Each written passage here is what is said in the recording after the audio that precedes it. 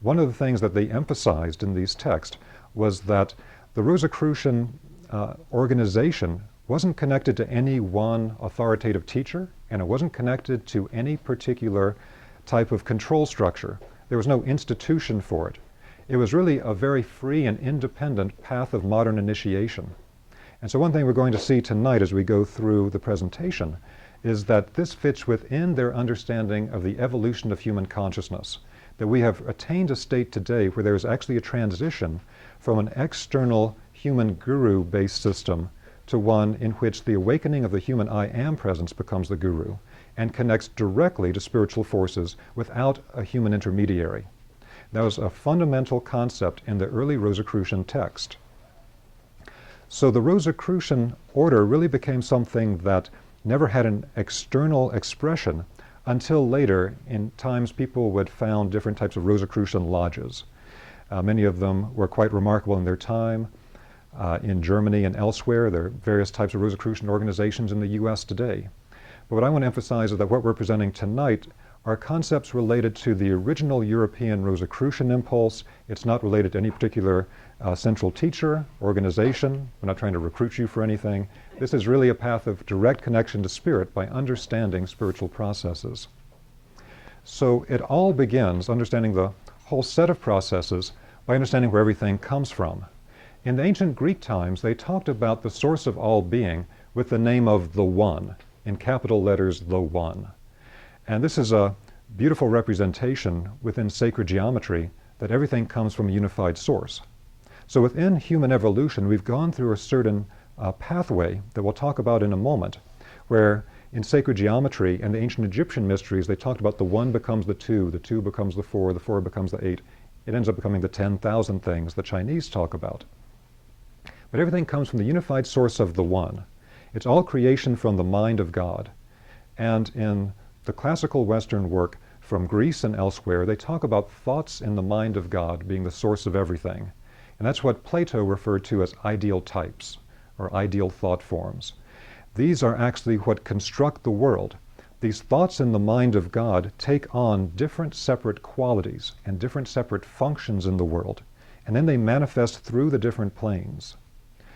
It's understood from the classical Western Hermetic as above, so below tradition, of which Rosicrucianism is one of the most recent expressions, that the nature of the mind of God is essentially pure consciousness. Everything is based on a field of pure consciousness.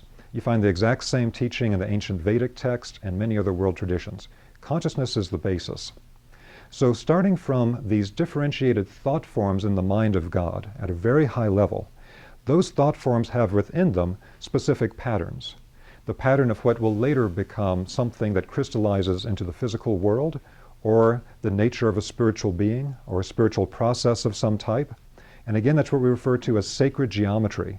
So to actually begin to access these packed thought forms, these very dense spiritual sources of everything in creation, again, every major tradition will teach it in terms of pure patterns, in terms of pure sacred geometry.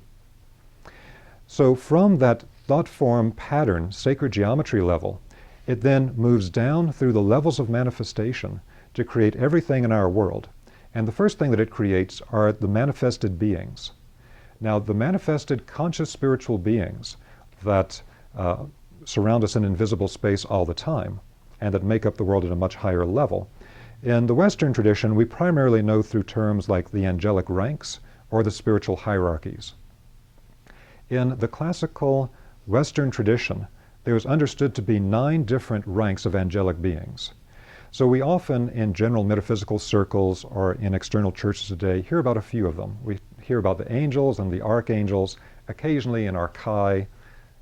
The Elohim is sometimes talked about, but not often clearly in its original form as the Elohim being one of the different spiritual ranks or hierarchies. Because the term Elohim in the original Hebrew has a suffix im, Elohim.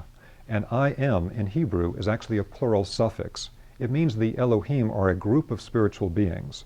When we have the translation from Hebrew into English of the book of Genesis, back in 1980 I lived in Israel and studied Hebrew at a kibbutz. One of the things that was discussed is that when you get these translations from the text, the term Elohim is translated in English as God, and it seems to refer to the unitary Godhead. But the original term Elohim refers to a plurality of beings that are not the unified Godhead, but in the beginning, Elohim created the heavens and the earth, is the beginning of Genesis. And so what that shows is there's a rank of spiritual beings that were directly indicated that did the creation process. And so from the Elohim, you then have other hierarchies we hear very little about, because their state of consciousness is very elevated, but they're known in the classical text. And these are the Dynamis, Kyriatetes, Throne, Cherubim, and Seraphim, 9 different ranks. And it's understood that these beings were created in a particular type of cyclical process in space and time that in sacred geometry is represented as a spiral form. So if you look at the form of a spiral, you have the completion of a circle, but as the circle is moving, it's moving either up or down. And so as the spiral is moving, it's completing a circle here, but now it's at one higher octave, and another end of the cycle on a higher octave.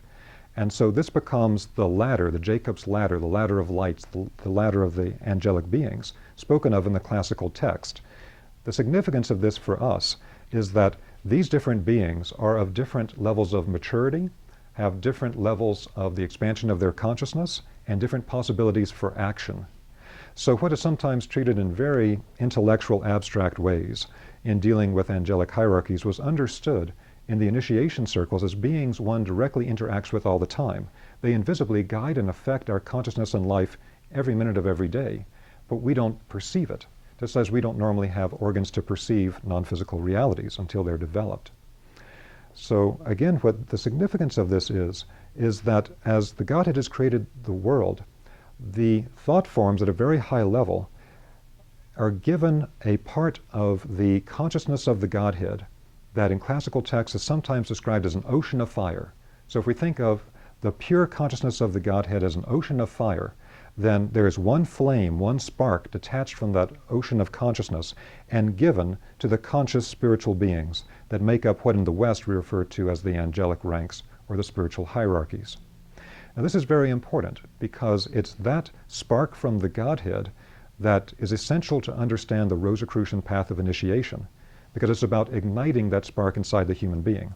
Every human being has that divine core, what in the Western system is often referred to as the I am core of self-awareness, straight from the Godhead. The thing is to uncover it and to fan the flame into full activity.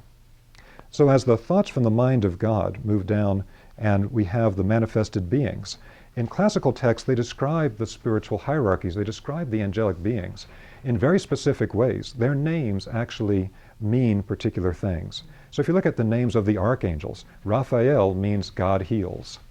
And other names like Michael mean such things as various powers within God that in the Rosicrucian tradition are expressed as such thing as Michael being the direct expression of the cosmic intelligence, that the fullness of understanding that the Godhead has is actually expressed through the being of Archangel Michael.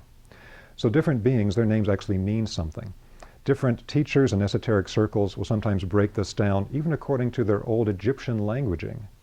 So for something like Urael, it would be broken down into the U-Ra-El, meaning literally the sun vibration god.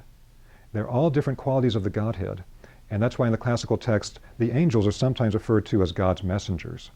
And it was understood that we had to actually be clear about what beings were interacting with us. Because if we just say, oh, I spoke to God or God told me this, it's too amorphous. We don't know what beings are actually speaking to us. And not all the beings are beneficial. Again, something that comes from the classical text. We'll get to that in a moment. But as we then have the manifestation from the mind of God through the angelic ranks, we then come to the point that we then have the different manifested spiritual levels. So these different consciousness levels also will then manifest as what we think of as spiritual planes. In the East, they have all kinds of different names for the different planes of existence. And in the West, we have the terms you may have heard before with the physical plane, the etheric world, the astral plane, the causal plane, etc. And there are different ways this is divided in different systems. But essentially, these different planes of existence are actually part of the body of God, but they're the body of God at a particular level of function or activity. The astral plane, for example, is really the manifested body of God at a consciousness level.